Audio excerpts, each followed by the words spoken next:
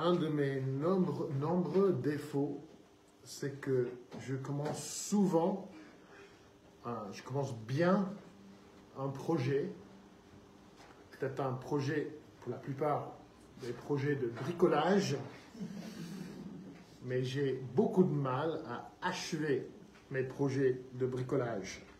Je commence à ranger le grenier, je ne sais pas combien de fois j'ai commencé à ranger le grenier, mais il reste une partie du grenier qui est toujours dans le désordre. Parce que je trouve quelque chose de plus intéressant, de plus stimulant à faire. J'ai plus envie de monter là où je me cogne la tête et là où il fait chaud.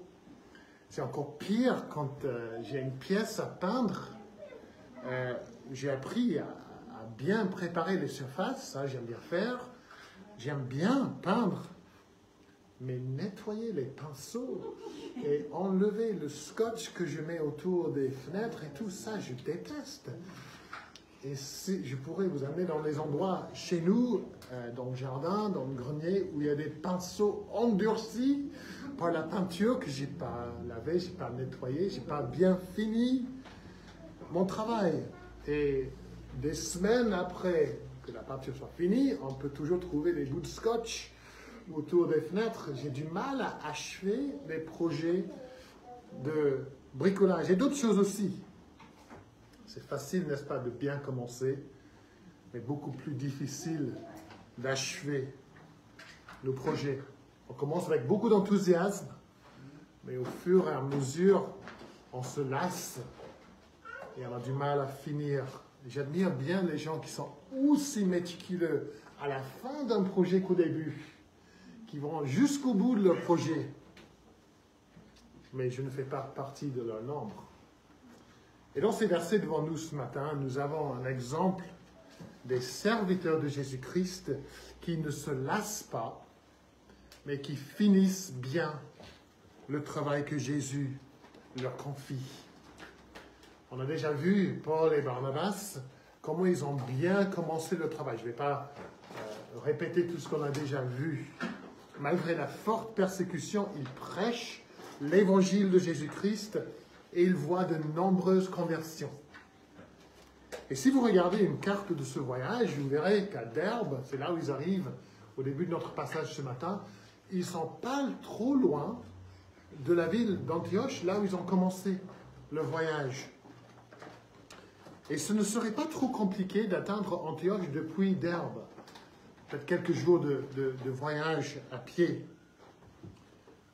Et de toutes les villes dans lesquelles ils ont annoncé l'évangile, Derbe, c'est le plus proche d'Antioche. Donc, qu'est-ce qu'ils vont faire en arrivant à Antioche? Est-ce qu'ils vont simplement passer un petit peu à l'est et puis vers le sud? Ce serait facile et ce serait compréhensible aussi. Ils doivent être fatigués, ils ont subi beaucoup de difficultés. Mais ce n'est pas du tout ce qu'ils font. Au lieu de prendre le chemin le plus facile pour rentrer chez eux, ils repartent dans toutes les villes et les régions qu'ils ont déjà visitées et aussi dans de nouvelles villes et de nouvelles régions. Ils ne rentrent pas chez eux parce que leur travail n'est pas terminé.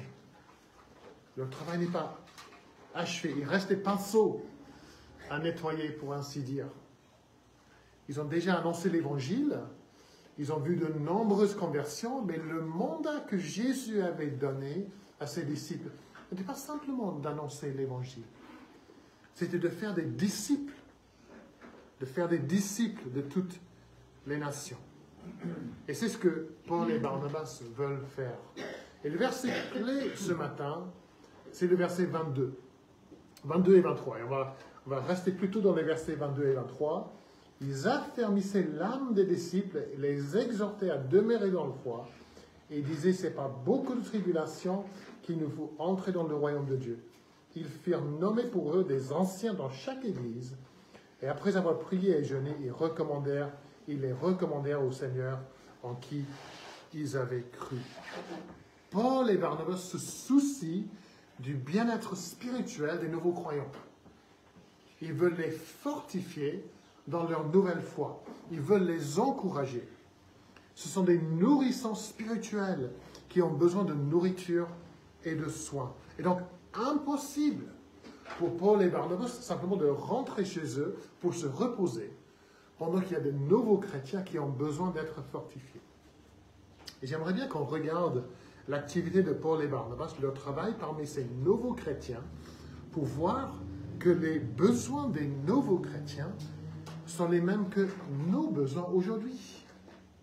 Ce que Dieu voulait faire parmi ces nouveaux chrétiens, je suis persuadé qu'il veut faire aussi parmi nous. Et nous voyons dans ces versets 6 choses qu'on va prendre 2 par 2, que Paul et Barnabas jugent nécessaires, importantes pour ces nouveaux chrétiens. D'abord, raffermissement et exhortation. Ensuite, avertissement et encouragement. Et pour finir, encadrement et prière. Encadrement et prière. Donc, la première de ces 2 choses, c'est raffermissement et exhortation. Par la grâce de Dieu, Paul et Barnabas ont commencé une œuvre dans la vie de ces jeunes chrétiens. Ils ont semé la semence et cette semence a poussé et il y a maintenant des plantes qui poussent mais qui sont jeunes, fragiles. Ces plantes manquent de force. Il faut alors les rendre plus fortes et plus solides. Les croyants, ils se tiennent debout, mais ils risquent d'être déracinés par les différents vents qui vont souffler. Le vent de la persécution, par exemple. Et ils ont déjà vu la persécution de Paul et Barnabas, ou le vent aussi des fausses doctrines. On a vu ça avec Bar Jésus. Donc ce sont des choses qui peuvent faire beaucoup de dégâts parmi ces chrétiens jeunes dans la foi. Alors Paul et Barnabas, au verset 22, affermissaient l'âme des disciples. Et ce qui affermit les jeunes croyants, c'est le ministère de la parole de Dieu, l'enseignement de la parole qui affermit l'âme fragile. Paul écrit ailleurs à l'église à Éphèse de comment Jésus avait donné à son église des personnes pour enseigner la parole de Dieu. Écoutez ce qu'il dit dans Éphèse 4, verset 11. Il a donné les uns comme apôtres, les autres comme prophètes, les autres comme évangélistes, les autres comme pasteurs et docteurs. Mais pourquoi Jésus a-t-il donné ces hommes à son Église? Quel était son but quand il a donné ces personnes qui enseignaient la parole? Versets 14 et 15. Ainsi, nous ne serons plus, dit Paul, les enfants, flottants et emportés à tout vent de doctrine par la tromperie des hommes, par leur ruse dans les moyens de séduction. Mais en professant la vérité dans l'amour, nous croîtrons à tous égards en celui qui est le chef, Christ. Jésus-Christ, le chef de l'Église, veut que son corps soit fort, soit fortifié par la vérité de sa parole. Donc il donne à son Église ceux qui enseignent la parole. Jésus, votre Seigneur, veut que vous soyez fortifiés, affermis dans votre âme par la parole. Vous savez qu'il y a un chantier de construction à côté de notre maison. Et plusieurs fois, j'ai dû sortir pour attacher le grillage qui entoure le chantier avec des cordes. Je dois sortir pour resserrer les cordes qui sont déjà là, parce que j'ai vu le vent souffler et le grillage qui risquait de s'envoler. Et je vérifie régulièrement que ces cordes soient bien tendues, qu'elles tiennent bien le grillage. Mais il faut faire la même chose dans l'Église. Il faut l'affermir, là où il y a des faiblesses, là où on risque d'être emporté par les vents qui soufflent. Quand les vents du doute soufflent, ce sont les promesses de la parole de Dieu qui sont les cordes qui nous tiennent, qui nous fortifient. Quand la tentation nous assaille, c'est la parole cachée dans notre cœur, comme on a chanté tout à l'heure, qui nous aide à tenir ferme. Jésus veut que nous soyons fortifiés par la parole, individuellement, en famille et surtout au sein de son Église. Donc, affermissez quotidiennement votre propre âme chez vous affermissez votre âme par la parole enseignée dimanche après dimanche, par la parole enseignée en semaine aussi. Je parle aux parents, à moi-même et aux parents. Nous devons affermir l'âme fragile, faible de nos enfants en leur enseignant aussi la parole. Leur âme est faible, susceptible d'être basculée par le vent. C'est à nous de l'affermir. Et si nous négligeons la parole, si nous négligeons le ministère de la parole, l'âme sera toujours affaiblie. Toujours. Donc on a besoin de raffermissement. Mais on a besoin aussi d'exhortation. Les deux vont de pair. Paul et Barnabas ne se contentent pas d'annoncer les vérités de la parole, même si c'est nécessaire de le faire. Le verset 22 nous dit qu'ils exhortaient les disciples à demeurer dans la foi. Donc il y a l'affermissement et l'exhortation. L'enseignement de la parole est accompagné par les exhortations. Oui, Paul et Barnabas enseignent la saine doctrine, mais ils incitent aussi à la mettre en pratique. Et il est très important que l'exhortation fasse partie de la vie du croyant. Il ne suffit pas de bourrer notre tête de connaissances bibliques. Nous sommes fortifiés par les vérités doctrinales, par la théologie, les vérités que nous apprenons sur Dieu, mais l'exhortation cherche à mettre en application ces vérités. L'exhortation mène à des vies transformées. Et mon rôle, en tant que prédicateur de la parole de Dieu, par exemple, c'est de vous enseigner des vérités de la parole, mais aussi de vous exhorter à les mettre en pratique. Je mets devant vous les vérités de la parole de Dieu, et puis je dis, voici comment ça devrait transformer, changer votre vie. C'est ça la différence entre une prédication et une conférence ou un cours de théologie.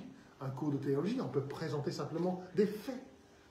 Mais la prédication de la parole cherche à mettre en application, à exhorter les uns les autres, à mettre en pratique la parole.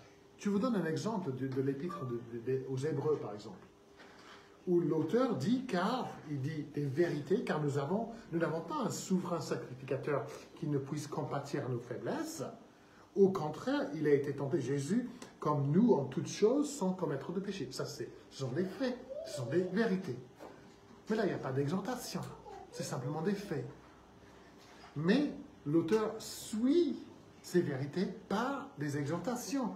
Il dit, approchons-nous donc avec assurance du trône de grâce, afin d'obtenir miséricorde et de trouver grâce. Donc, il y a l'enseignement suivi par l'exhortation. Puisque cette doctrine est vraie, vivez ainsi, de cette manière. C'est ça l'exhortation. Et ce que Paul et Barnabas veulent faire, c'est exhorter les chrétiens à demeurer dans la foi, à persévérer dans la foi, à ne pas abandonner, à témoigner que leur foi est une foi authentique, réelle. Paul et Barnabas, ils voient les dangers pour les chrétiens. Donc ils présentent des vérités et exhortent les chrétiens à demeurer dans la foi. Certains risquent d'abandonner, de se lasser. Il ne suffit pas de mettre devant eux des vérités doctrinales. Il y a un besoin d'exhortation dans le but est de voir des vies transformées. Et cette exhortation est une des réelles bénédictions données par Dieu à son Église. Dieu vous place dans une communauté de croyants où l'on vous exhortera à demeurer dans la foi. On vous exhortera à marcher dans les voies du Seigneur. Dans un monde tellement individualiste, la tentation, c'est de dire, je n'ai pas besoin des autres pour m'exhorter. Je peux me débrouiller tout seul. Mais Jésus nous place dans une famille spirituelle parce qu'il sait que nous sommes faibles et que nous avons besoin d'exhortation. Et pour que l'exhortation nous fasse du bien, nous devons nous humilier. Nous devons accepter qu'on en a besoin. L'exhortation, c'est le plus utile, le plus efficace pour les gens qui sont prêts à l'entendre, prêts à l'accepter, prêts à s'humilier et à changer. On sait très bien, n'est-ce pas, que l'orgueil spirituel peut être un vrai obstacle à l'exhortation. On aime bien écouter des vérités, mais dès que le pasteur ou quelqu'un d'autre commence à mettre en application, c'est là où on réagit mal souvent. On pense qu'on n'en a pas vraiment besoin. Ça, c'est bien pour les autres. On peut même trouver des fautes chez le pasteur. On dit, ben, lui, qui est-il pour me dire ça, pour me parler comme ça? On a des systèmes de défense pour que l'exhortation ne touche pas notre cœur. C'est pas ce que Paul et Barnabas veulent pour ses disciples. Ils veulent les encourager, les exhorter. Ils voient le danger. Et Jésus aussi l'a fait, n'est-ce pas? Quand il a dit à ses disciples, veillez et priez afin que vous ne tombiez pas en tentation. Eux, ils ont jugé, ben non, on n'a pas besoin de ça. Nous, on est forts. Ils étaient arrogants. Ils manquaient d'humilité. Alors quand vous entendez de l'exhortation le dimanche matin, à l'étude biblique, quand vous lisez un livre qui vous exhorte, j'espère que vous le faites, qu'est-ce que vous faites? Comment est-ce que vous réagissez quand vous entendez l'exhortation? Je me pose la même question. Qu'est-ce que je fais? C'était quand la dernière fois où j'ai entendu l'exhortation et ça a changé quelque chose dans ma vie? Je dis, je suis d'accord, ça, je dis un truc là, dans ce livre, je dis, il a raison, ce monsieur, il a raison, il faut que ça change dans ma vie. Mais est-ce que ça change? Est-ce que ça change? Les oiseaux viennent-ils pour picorer la parole d'exhortation avant qu'elle ne puisse pénétrer dans notre cœur? Est-ce qu'on cherche des raisons pour ne rien faire, pour ne pas écouter?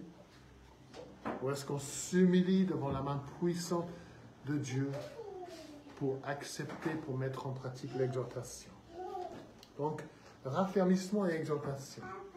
La deuxième chose que nous voyons, c'est avertissement et encouragement. Avertissement et encouragement. Ça, c'est dans la deuxième partie du verset 22. Car ce n'est pas beaucoup de tribulations qu'il nous faut entrer dans le royaume de Dieu. Si Paul et Barnabas exhortent les nouveaux chrétiens, ce n'est pas difficile de voir pourquoi. On voit la raison principale dans l'avertissement qui est donné ici. C'est par beaucoup de tribulations qu'il nous faut entrer dans le royaume de Dieu. Et peut-être que la raison principale pour laquelle les nouveaux chrétiens ont besoin d'exhortation, pourquoi ils sont tentés de ne pas demeurer dans la foi, c'est la persécution, c'est la tribulation. Et dans leur discours aux nouveaux chrétiens, Paul et Barnabas parlent très franchement de la réalité des tribulations, des difficultés. Ils expliquent que la vie chrétienne ne sera pas facile. Dans la vie chrétienne, il y aura de vraies difficultés. Alors, est-ce vrai ce qu'ils disent? Y aura-t-il des tribulations? De nombreuses tribulations? La vie chrétienne n'était pas plutôt une vie de joie, de bonheur? Ben oui, c'est une vie de joie. Oui, c'est une vie de bonheur. C'est une vie de joie parce que le chrétien sait qu'il est aimé de Dieu. C'est une vie de joie parce que le chrétien sait que son péché est pardonné, qu'il a la vie éternelle. Ça, c'est un sujet de joie. C'est une vie de joie parce que le chrétien a le Saint-Esprit, Dieu lui-même qui vit en lui.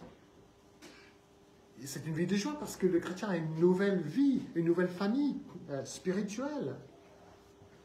Et c'est une vie de joie parce que le chrétien commence à vivre la vie pour laquelle il a été créé. Donc oui, c'est une vie de joie. Mais même si la joie est bien réelle, et elle l'est, le chrétien doit faire face à de nombreuses tribulations, de nombreuses épreuves. Jésus lui-même l'a dit dans Jean 16, 33. Jésus dit, vous aurez des tribulations dans ce monde. Et on pourrait dire que c'est bien morbide de parler comme ça, de la part des les apôtres de parler des tribulations. Non, mais ça ne va pas les encourager à demeurer.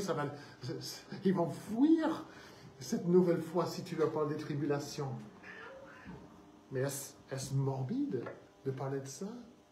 Si vraiment il y a beaucoup de tribulations, si vraiment il faut passer par elles, ne vaut-il pas mieux que les chrétiens soient au courant tout au début?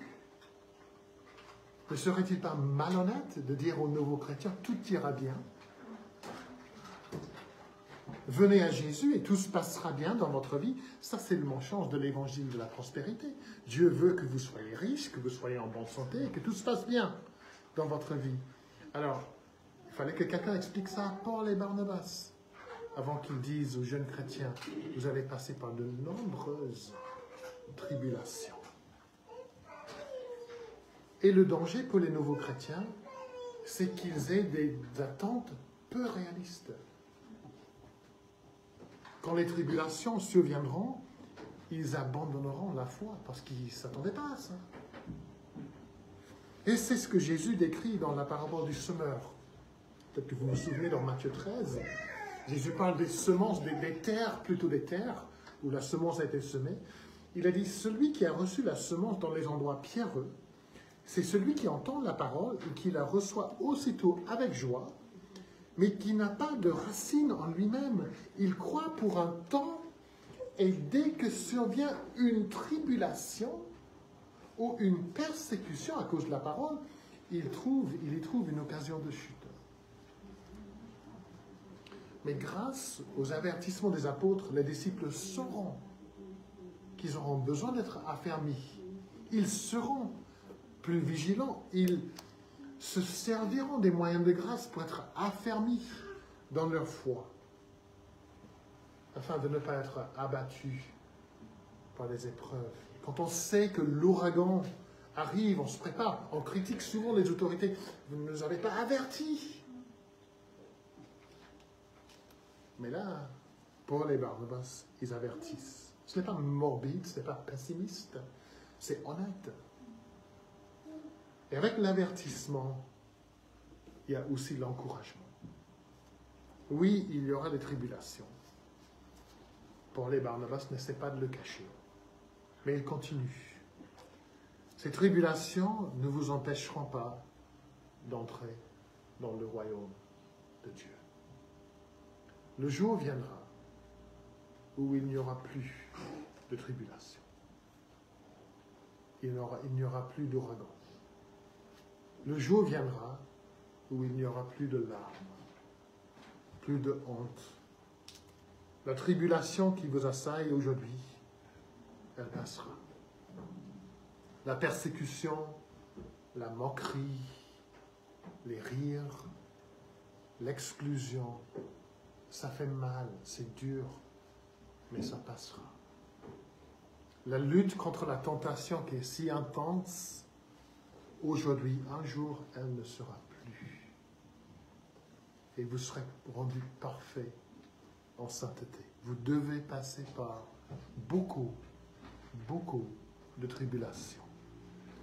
Mais vous entrerez dans le royaume de Dieu, en la présence de Dieu pour toujours. Et là, vous oublierez tout de suite les tribulations momentaires. Avertissement et encouragement. Et puis la dernière chose que nous voyons, c'est encadrement et prière. Le but de la visite de Paul et Barnabas est clairement de fortifier et d'encourager les jeunes chrétiens à persévérer dans la foi. Mais les apôtres savent qu'ils ne pourront pas rester longtemps auprès des chrétiens. Alors qu'est-ce qu'ils font? Verset 23. Ils firent nommer pour eux des anciens dans chaque église. Ils mettent en place des anciens, des bergers, pour prendre soin du troupeau de Dieu. Et ces anciens, eux, ils pourront continuer à affermir, continuer à exhorter, beaucoup longtemps après le départ des apôtres. Pour être sûr que les nouveaux croyants continuent à grandir dans leur foi, il faut un encadrement spirituel dans l'Église. Et quand on regarde ensemble, quand on regarde l'ensemble de l'enseignement du Nouveau Testament, on voit le rôle et l'importance du rôle et des responsabilités des anciens. J'ai fait un survol des textes qui parlent des responsabilités des anciens. Et voici les verbes, les activités principales que j'ai trouvées. Servir, veiller, être un modèle, prêcher la parole, enseigner, diriger, prier, protéger, exhorter. Voici ce que Paul et Barnabas mettent en place dans chaque église. Vous voyez l'importance de ce que font les apôtres ici. Ils ne laisseront pas les brebis sans berger.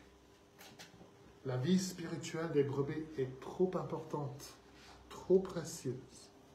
On ne peut pas simplement se croiser les doigts et espérer que tout se passera bien pour ces nouveaux croyants. Non, il faut des bergers spirituels.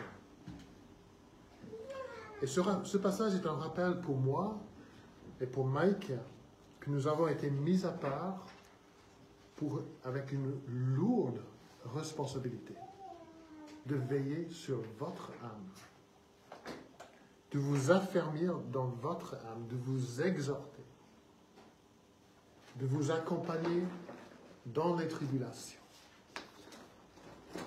Je peux vous dire que c'est une responsabilité qui nous fait trembler devant Dieu. Parce que nous savons que nous serons jugés plus sévèrement.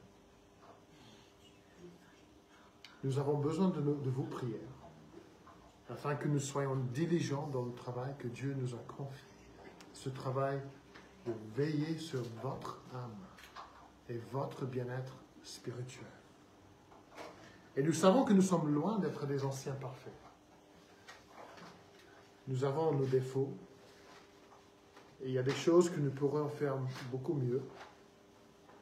Mais je dirais que notre tâche la plus importante est de faire pour vous ce que Paul et Barnabas font ici pour les croyants, là où ils se rendent, à la fin du verset 23. Après avoir prié et jeûné, ils les recommandèrent au Seigneur en qui ils avaient cru. Paul et Barnabas, ils savent qu'ils sont limités en ce qu'eux, ils peuvent faire pour ces chrétiens, mais ils savent aussi que Dieu n'est pas limité en ce que lui, il peut faire. Alors, ils prient. Ils savent qu'eux, ils ne pourront pas pourvoir à tous les besoins de tous les croyants pour toujours, mais Dieu, si, il le peut. Alors, ils prient. Ils savent qu'ils ne pourront pas être là pour accompagner les chrétiens lors des tribulations, dans la fournaise de la tribulation, de la persécution. Mais ils savent que Dieu a promis de le faire. Donc ils prient que Dieu le fasse. Et ils prient avec intensité. Et ils recommandent ces jeunes chrétiens au Seigneur. Et quand nous lisons les lettres de Paul, nous savons que ces prières pour ces jeunes chrétiens ne s'arrêtent pas là. Parce que dans chacune de ces épîtres, il dit à ceux à qui il écrit, je prie pour vous, dans mes prières pour vous, je prie pour vous. Il continue à les recommander au Seigneur. Il continue à intercéder auprès de Dieu Tout-Puissant pour le bien-être spirituel de ses enfants spirituels. Les deux apôtres font ce qu'ils peuvent pour affermir, pour exhorter, pour avertir et pour encourager. Ils mettent en place des anciens et tout cela, c'est très bien, c'est très important, mais le plus important, c'est le ministère de la prière. Le ministère de l'intercession pour les saints. Et c'est ça, un ministère dans lequel nous pouvons et nous devons tous participer. Il ne faut pas penser, ça c'est pour les anciens à faire. Nous participons tous à ce ministère d'intercession. Dieu est glorifié quand son peuple prie. Dieu agit quand son peuple prie. Dieu nous dit dans sa parole que la prière du juste est efficace. Nous sommes engagés dans une guerre spirituelle. Et une de nos armes les plus puissantes, c'est la prière. Alors prions. Prions pour nos témoignages, notre témoignage et l'avancement de l'évangile autour de nous. On a pensé à ça dimanche dernier. Prions que Dieu nous affermisse chaque jour, qu'il nous garde dans la foi. Peut-être qu'aujourd'hui, il y a quelqu'un qui est sur le point d'abandonner et qui a besoin de vos prières pour ne pas abandonner. Prie que Dieu fortifie les âmes découragées. Nous voyons le visage des uns des autres, mais nous ne voyons pas l'âme, nous ne voyons pas l'esprit. Il y a peut-être une salle remplie d'âmes découragées pour lesquelles nous devons prier. Des frères et des sœurs épuisés dans leur corps et dans leur âme. Prions que Dieu nous protège du malin, qu'il nous aide à résister à la tentation. Prions qu'il déverse son esprit sur nous. Prions pour le salut de nos enfants.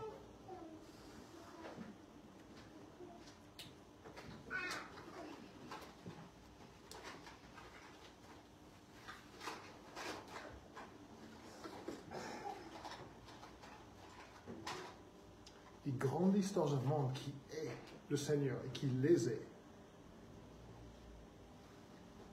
Ils subissent des attaques quotidiennes de la part de Satan. Et nous osons passer des jours entiers sans prier pour eux. C'est pas possible. C'est pas possible. Il y a une lutte, une guerre spirituelle qui fait rage autour de nos enfants. Satan veut les condamner. Et nous négligeons de prier pour eux. Priez seul, priez en famille, venez prier ensemble le dimanche matin à 10h. La plupart du temps, vous savez, quand on se réunit le dimanche matin à 10h, on n'est que 3. Est-ce parce que nous n'avons pas besoin de prier? Venez prier en semaine. On me dit parfois, je n'ai pas le temps de venir prier, je n'ai pas le temps de prier chez moi. Le chrétien qui dit qu'il n'a pas le temps de prier, c'est un chrétien qui a besoin de revoir ses priorités. J'ai dit au début que souvent je commence bien les travaux, mais que je me lasse facilement. Et si jamais il y avait un travail où nous commençons bien et nous nous lassons, c'est la prière. Au bout de 5 minutes, même pas, nous nous endormons, nous sommes distraits. Donc je vous invite de nouveau, ce matin, à vous consacrer de nouveau à ce ministère de la prière. Je vous exhorte encore à vous consacrer quotidiennement à la prière, aux jeunes, pourquoi pas, pour intercéder pour vos frères en Christ. Nous avons cette feuille avec tous les noms de tous les saints dans l'Église, tous les frères et les sœurs dans l'Église. Servons-nous de cette feuille tous les jours. Qu'il n'y ait pas un seul jour qui passe où vous n'intercédez pas, où vous ne recommandez pas vos frères et sœurs au Seigneur. Faites cette promesse devant Dieu ce matin. Jour après jour, je vais prier. Je vais recommander mes frères et sœurs au Seigneur. Et que Dieu nous aide à persévérer dedans et à ne pas nous lasser.